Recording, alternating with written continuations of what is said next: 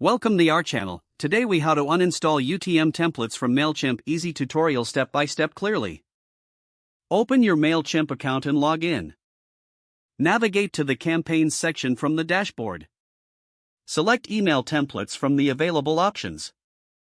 Locate the UTM template you want to uninstall. Click on the template to open its details. Look for the Actions button, usually found in the upper right corner. From the drop-down menu, select Delete. A confirmation prompt will appear on the screen. Review the message to ensure you're deleting the correct template. Click Confirm to proceed with the deletion. Once confirmed, the UTM template will be removed from your account.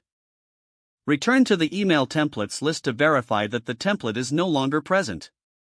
If you have multiple UTM templates, repeat the process for each one you want to uninstall. After finishing, log out of your Mailchimp account if necessary. Remember to check your campaigns to ensure everything is functioning as expected. You have successfully uninstalled the UTM templates from Mailchimp. If the page does not load, refresh the browser or try again in a private or incognito window. Make sure you are using the correct email address, then retype it carefully to avoid small typos. If your password is not accepted, use the reset option and create a new strong password you can remember. Check your spam folder for verification or security emails, then complete any requested confirmation steps. Enable two-factor authentication if available to improve account security and reduce unauthorized access risk. After signing in, review your profile details so your contact information and settings are accurate and current. If you see an error message, note it down and try again after restarting your device and internet connection. Log out when you finish, especially on shared devices, to keep your account and payment information secure. If the page does not load, refresh the browser or try again in a private or incognito window.